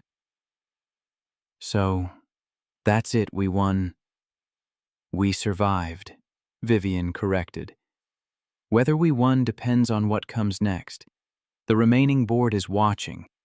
One misstep, one hint of actual impropriety, and they'll have grounds to revisit this decision. We have to be careful. Careful, but not invisible. Careful, but not invisible. Vivian agreed, and something in her posture softened. I'm done hiding, done letting fear and guilt dictate my life. But I'm also pragmatic about the reality we're facing. Garrett stood crossing the office to where she stood, framed by windows and city views. Close enough to see the fine lines around her eyes, evidence of 5 years carrying weight no one should have to carry. What does that mean for us? It means we have a friendship that makes both our lives better. It means we're going to protect that friendship. It means anyone who has a problem with it can take it up with my lawyers because I'm not giving this up. Vivian's voice was steady, decided. I'm not giving you up. Not for Preston. Not for the board. Not for anyone who thinks they know better how I should grieve or heal or live. This could still get complicated. It's already complicated. Might as well make it worthwhile. They stood together in the office as Friday afternoon stretched toward evening. 2 people who'd fought for the right to choose connection over isolation, who'd risked everything for Saturday mornings and shared grief and the possibility that healing didn't mean forgetting. I'm still coming to Cooper's game tomorrow, Vivian's voice held quiet determination. If that's still okay with you. More than okay. Saturday arrived with gray skies threatening rain. Garrett almost texted Vivian to cancel to suggest they take a break until things cooled down at the office. But Cooper was already dressed in his uniform, bouncing with excitement about the game and asking if Miss Vivian was coming. I think so, buddy. Good. I want to show her my new move. Coach taught me how to do a fake-out. They drove to the field, and Garrett's heart lifted when he saw Vivian already in the bleachers, same spot as always, wearing jeans and a rain jacket and looking determinedly normal despite everything. Some parents were staring. A few had probably seen her in business magazines, recognized the Ice Queen of Seattle slumming it at youth soccer. But Vivian didn't hide. She waved when she saw them, smiled at Cooper, made space for Garrett on the bench beside her. You came, Garrett said, sitting down. Of course I came. I said I would.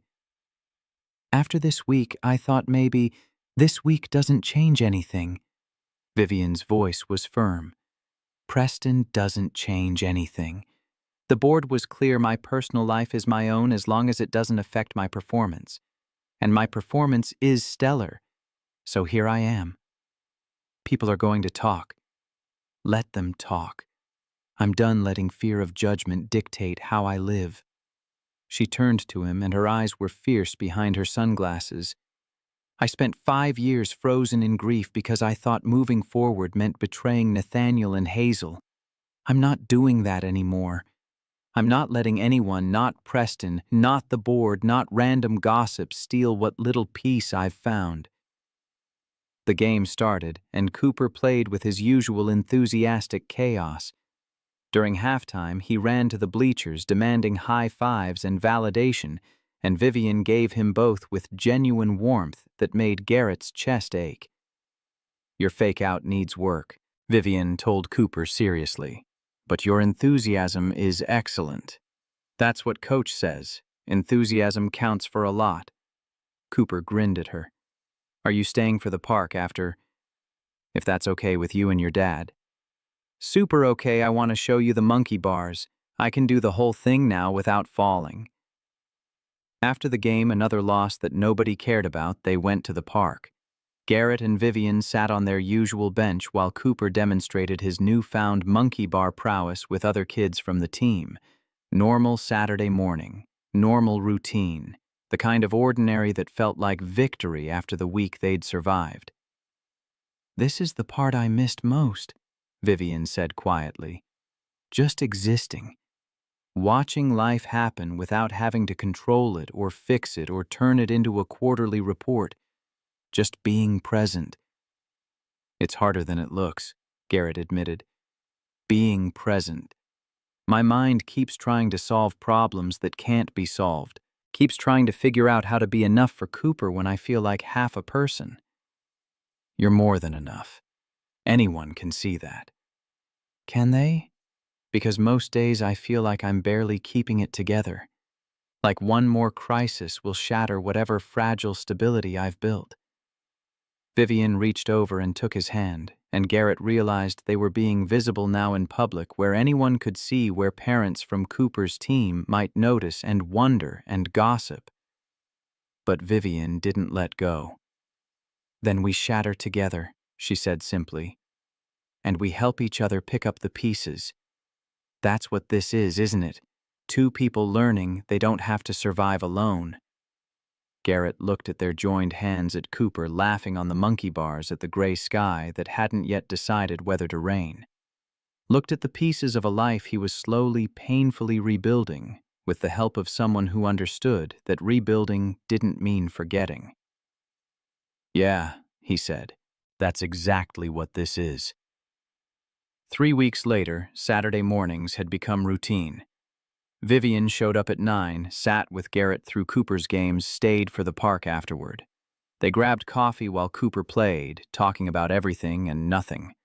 Work stress and parenting challenges and the 1,000 small ways grief ambushed you when you least expected it. At the office, nothing changed. Vivian remained the untouchable CEO. Garrett stayed invisible in Cube 7B. They passed each other in hallways without acknowledgement, maintained perfect professional distance. But at night, after Cooper slept, texts would arrive. Small kindnesses wrapped in words. Board meeting went well today. Turns out standing your ground earns respect even from people who wanted you to fold. Cooper asked if you could come to dinner Wednesday. Something about showing you his new space book. No pressure if you're busy. Found myself laughing today. Really laughing, not the performance kind. First time in so long I'd forgotten what it felt like. Made pasta tonight. Only slightly burned. Cooper says it builds character. Small steps, careful progress. Two people learning to trust each other with their fractures while building something new from the wreckage of their losses.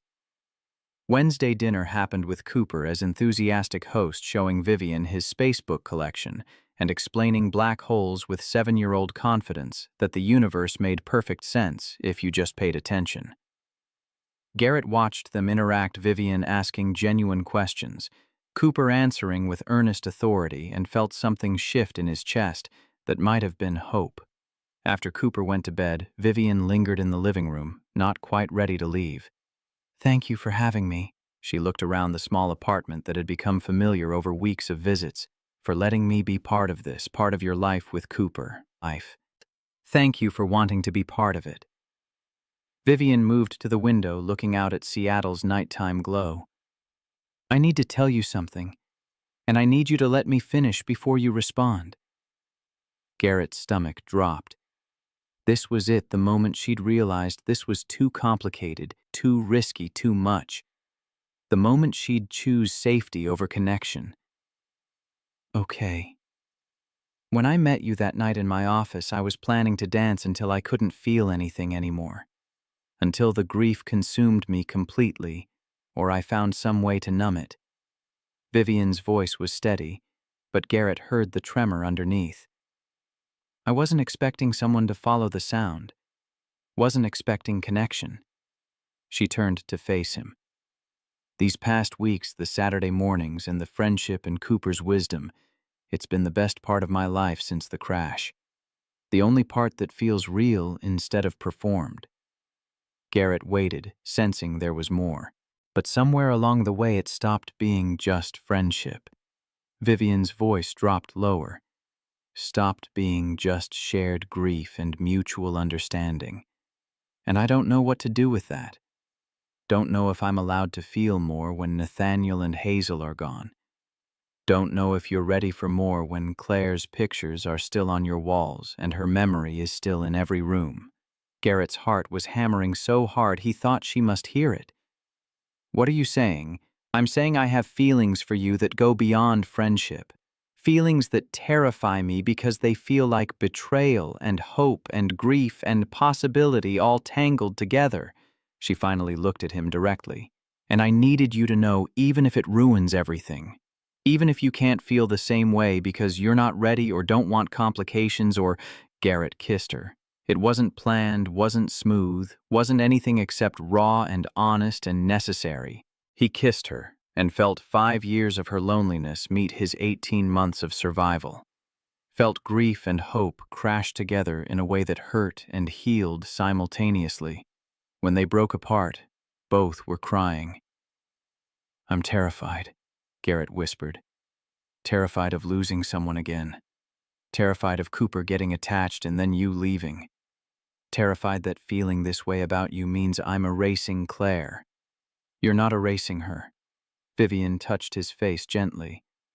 "You're making room for something new alongside something eternal. Claire will always be Cooper's mother. Nathaniel and Hazel will always be my first family. But maybe we're allowed to build something new without destroying what we had." "I don't know how to do this. Don't know how to be with someone when I'm still so broken." "Then we figure it out together." Vivian's voice held determination. "We take it slow. We let Cooper set the pace. We honor the people we lost while choosing to live for the people we still have." Garrett thought about Claire, about the last words she'd said before dying without warning. About 18 months of surviving instead of living. Thought about Cooper asking why Vivian never came inside about his son's wisdom that brave meant trying even when you were scared. Okay, he said. But we do this right. Slow with Cooper's well-being as the priority. And the second it becomes too much, the second either of us isn't ready, we stop and reassess. No pressure, no expectations. Vivian took his hand. Just two people learning to live again. Together this time. They sat on the couch talking until midnight about what this meant, what it could look like, how to navigate feelings neither had expected to have again. And when Vivian finally left, she kissed him goodbye at the door like it was both the most natural and most terrifying thing in the world. Garrett stood in his apartment afterwards staring at Claire's picture and said out loud, "I hope this is okay. I hope you'd understand. I hope you know I'll never stop loving you, even if I'm learning to love someone else too." The picture didn't answer, but somehow the silence felt less heavy than before. Telling Cooper required strategy and honesty and the kind of conversation Garrett had never imagined having with a 7-year-old.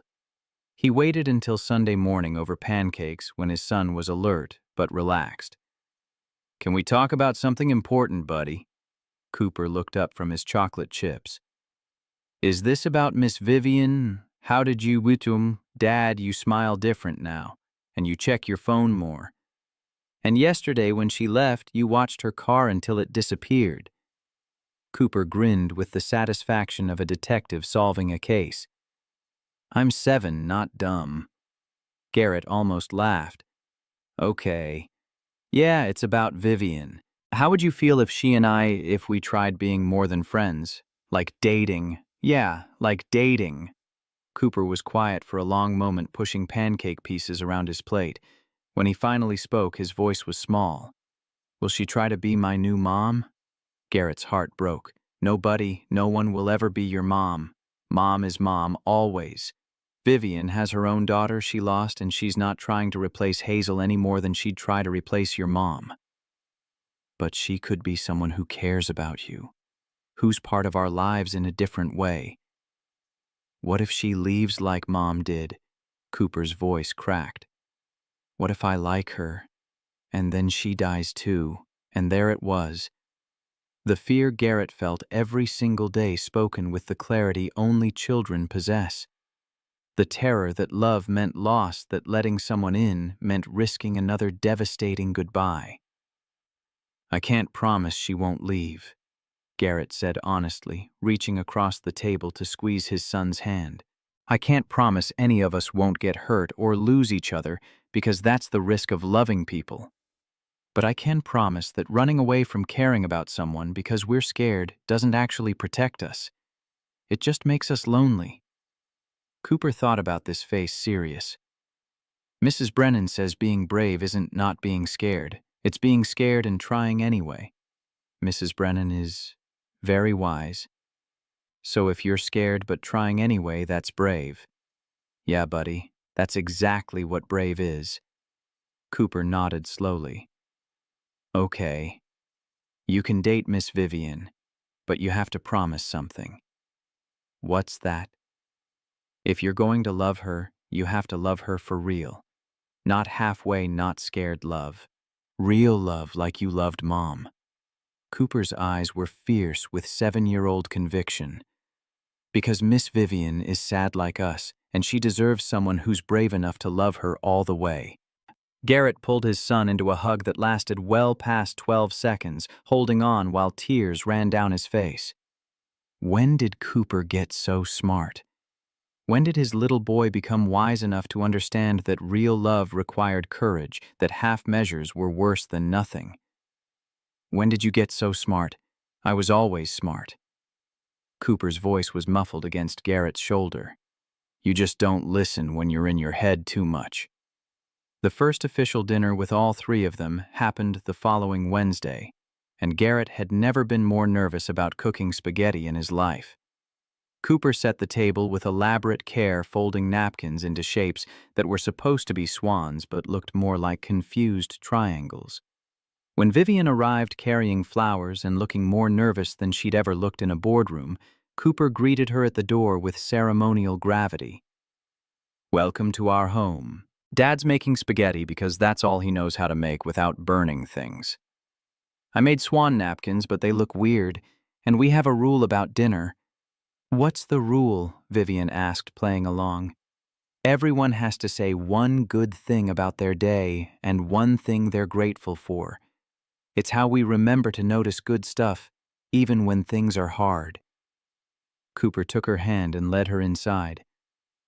"Also, if you don't like the spaghetti, you have to lie and say it's good because Dad's feelings get hurt." "I heard that," Garrett called from the kitchen. "You were supposed to." Cooper grinned at Vivian. "Come see my room. I want to show you my new space posters." Garrett watched them disappear down the hallway, heard Cooper's enthusiastic explanation of constellations and black holes, heard Vivian's genuine interest and questions. Something in his chest loosened the fear that this would be awkward or forced or wrong. Instead, it felt like pieces fitting together in a way he hadn't expected but desperately needed. Dinner was chaotic and imperfect and exactly right. Cooper dominated conversation with elaborate theories about whether dinosaurs could survive in space. Vivian contributed actual scientific knowledge that both impressed and disappointed him when she explained why T-Rex couldn't actually drive a spaceship, and Garrett just watched them interact with something that felt dangerously close to hope. During dessert ice cream, because Garrett's baking skills were non-existent, Cooper executed his gratitude rule with the seriousness of a judge. "Dad, you go first."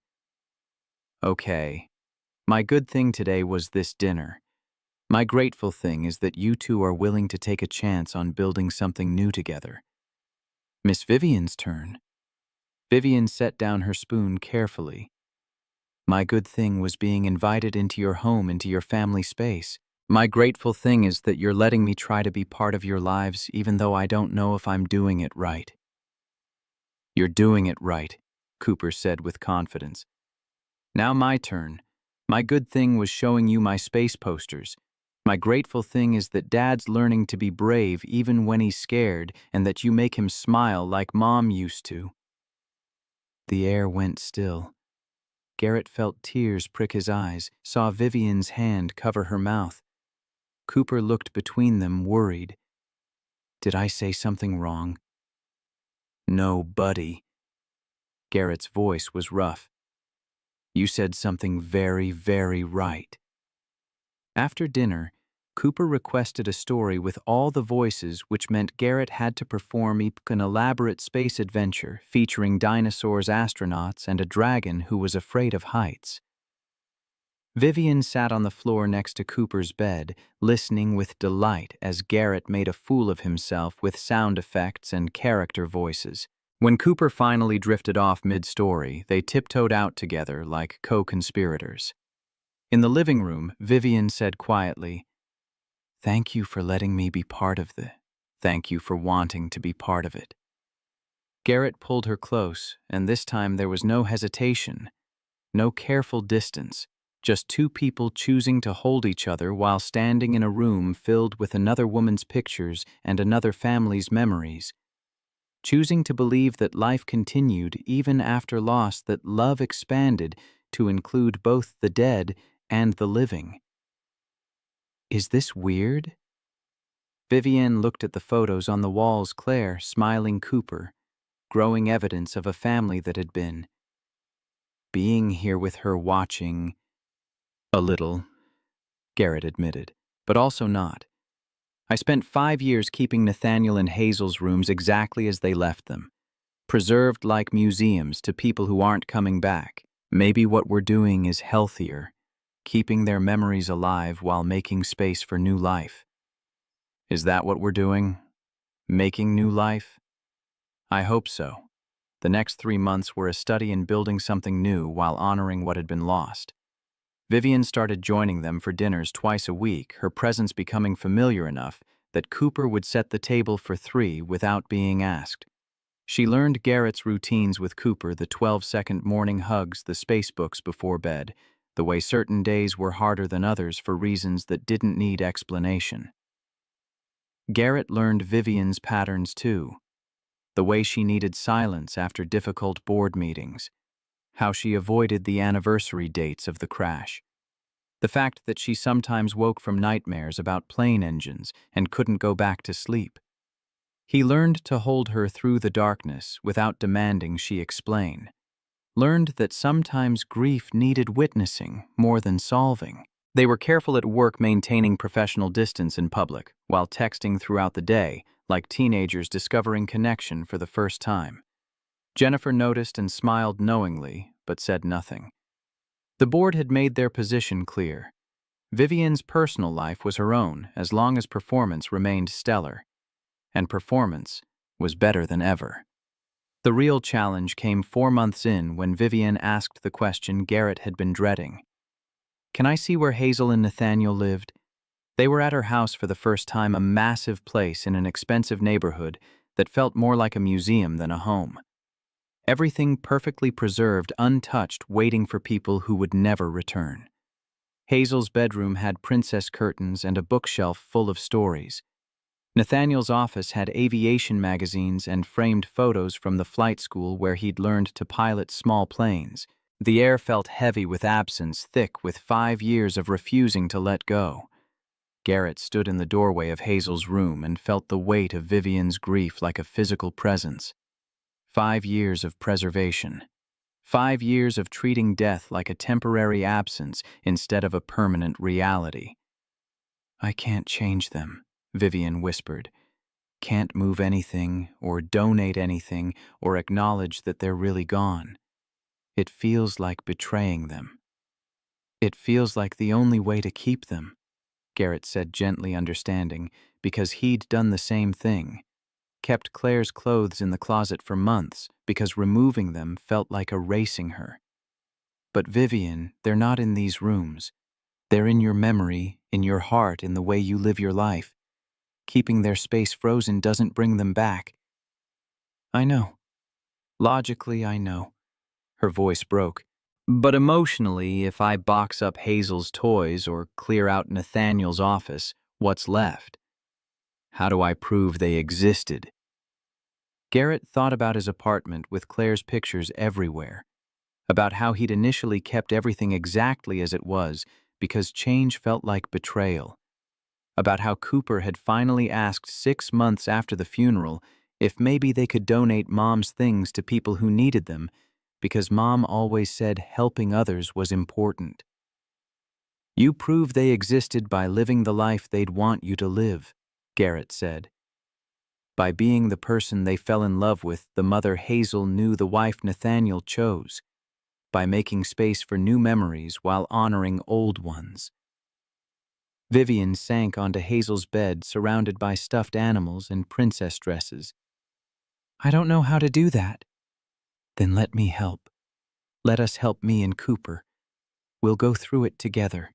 Keep what matters, donate what someone else could use. Create space that honors them without imprisoning you. No pressure, no judgment, just choosing to live in a present that acknowledges the past instead of a past that denies the present.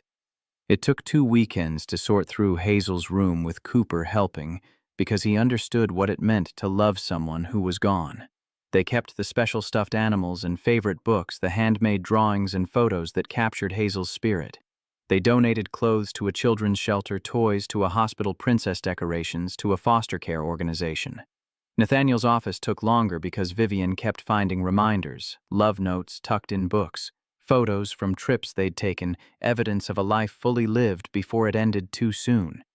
But slowly, carefully, they created space that honored without suffocating, that remembered without requiring perfection. When they finished, Vivian stood in the transformed rooms and cried. But this time the tears felt different, less like drowning, more like release. "Thank you," she whispered to Garrett, "for not letting me stay frozen. Thank you for trusting me to help you thaw." The shift happened gradually after that. Vivian stopped treating her house like a museum and started living in it. She invited Garrett and Cooper over for dinners, let Cooper's energy fill the empty spaces, laughed without guilt when something was funny. She kept photos of Nathaniel and Hazel displayed with love, but stopped shrinking herself to fit into the person she'd been when they were alive. One Saturday morning, 6 months after that first midnight encounter, Vivian arrived at the soccer field carrying something wrapped in tissue paper. "What's that?" Cooper asked, abandoning his warm-up to investigate. "A gift for both of you. Open it after the game." Cooper vibrated with curiosity through the entire match, which his team actually won, sending all the 7-year-olds into ecstatic celebration. Afterwards, sitting on their usual bench while kids swarmed the playground, Cooper carefully unwrapped the tissue paper to reveal 2 framed photos. One showed Vivian, Nathaniel, and Hazel at the beach, all 3 smiling at the camera with ocean and sunset behind them, evidence of joy before tragedy. The other showed Garrett, Claire, and baby Cooper in the hospital, Claire holding their newborn son with exhausted joy, while Garrett looked at both of them like they were miracles. "I thought maybe we could have these in our home," Vivian said carefully. "Wherever that is. So both our families are present, both our histories are honored, both our pasts are part of our future." Cooper looked at the photos, then at Garrett with a question in his eyes. Garrett felt his throat close around words that wouldn't come. Our home. She'd said our home like it was a given, like the 3 of them were building something together that deserved to be called a family. "Can we," Cooper asked, "can Miss Vivian live with us? My place is too small for 3 people, buddy." Then we moved to her place. "It's huge. I could have my own room and space for all my posters." Cooper caught himself. "But only if you want to, Dad. Only if you're ready." Garrett looked at his son, hopeful, healing, ready to expand their broken family into something new. Looked at Vivian, vulnerable, offering her home and her heart. Looked at the photos representing 2 families that had been whole and were now fractured, but maybe, just maybe, could form something new without erasing what had been. "Yeah," he said. "Yeah, I think I'm ready." The logistics took time, selling his lease, moving their modest belongings into Vivian's large house, figuring out rhythms and routines in a space that held memories for all of them. Cooper claimed Hazel's former room with reverence, carefully arranging his space posters next to the few princess decorations they'd kept. Garrett moved his and Claire's photos to the master bedroom, placing them on the dresser where he could see them every morning and remember. And slowly, painfully, beautifully, they built a life that honored everyone they'd lost while celebrating everyone they'd found. 6 months after moving in on a Tuesday evening that felt like any other, Cooper asked Vivian the question that changed everything. "Miss Vivian, can I ask you something?" They were setting the table together. A routine that had become comfortable, natural. Vivian looked at Cooper with the attention she gave to board presentations. "Of course. I know you're not my real mom, and you'll never be. Mom is mom forever." Cooper's voice was careful, like he was testing ice to see if it would hold. "But maybe you could be my bonus mom, like the mom who came second, the one who stays." Vivian's eyes filled with tears. She knelt down to Cooper's level hands on his shoulders. "I would be honored to be your bonus mom." Cooper threw his arms around her neck, and Vivian held him while crying into his shoulder. Garrett watched from the doorway, feeling his own tears fall, thinking about second chances and bonus families and the way love expanded to fill whatever space you gave it. That night, after Cooper was asleep, Garrett found Vivian in the kitchen staring at the photos they'd hung on the wall, Claire and Nathaniel and Hazel, alongside new pictures of the 3 of them together. Evidence that both families existed, that love didn't replace love, but added to it.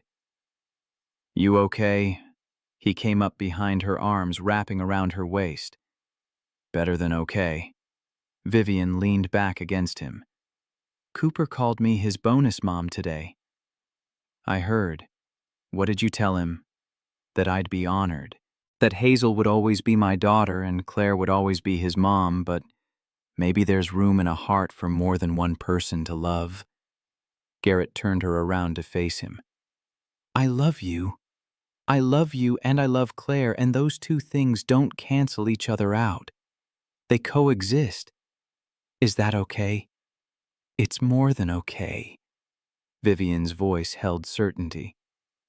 Because I love you, and I love Nathaniel and Hazel, and we're all just doing the best we can with the pieces we have left. They stood together in the kitchen of a house that had been full of ghosts and was now full of life. Outside, Seattle glittered in the darkness, indifferent to the small human triumphs playing out in its towers and neighborhoods. But inside this house, 3 people who'd survived the worst were choosing to build something from the wreckage. 1 year after that first midnight discovery, Garrett and Vivian returned to the place where it started. He'd snuck into Marlowe Corporate Solutions after hours easier now that he carried Vivian's access codes and found her finishing late work.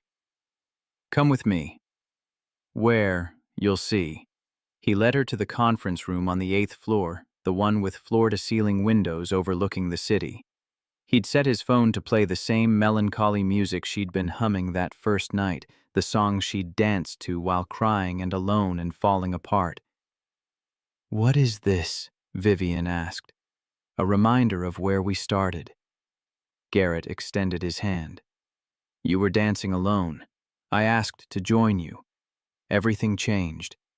Dance with me now, not because we're broken, not because we're grieving, but because we're alive and we're together, and we're choosing this. Vivian took his hand and they moved in slow circles to music only they understood. But this time there were no tears, no ghosts, no desperate attempts to feel something other than pain. This time there was just 2 people who'd survived the worst and chosen to build something from the wreckage. I love you, Garrett said quietly. I love you, and I love Claire, and those 2 things coexist. I love you. Vivian looked up at him. I love you, and I love Nathaniel and Hazel. We're doing the best we can with the pieces we have left. They danced until the music ended, until the night grew late, until it was time to return home to Cooper and Mrs. Brennan, and a life that was messy and complicated and absolutely worth fighting for. They'd started as 2 broken people in darkness finding each other through shared pain and desperate loneliness. But they'd become something more, a family forged from loss and choice, from Saturday mornings and midnight confessions, from the courage to love again when love had already taken everything. Garrett thought about Claire as he drove home that night, about whether she'd approve of what he'd built from the ashes of their life together. Thought about Nathaniel and Hazel, about whether they'd be happy their wife and mother had found a way to live again. Thought about the impossibility of moving forward while honoring the past, and how maybe that impossibility was the only way forward. When he arrived home, Cooper was still awake despite the late hour, sitting on the couch with Vivian while she read him the spacebook using all the voices.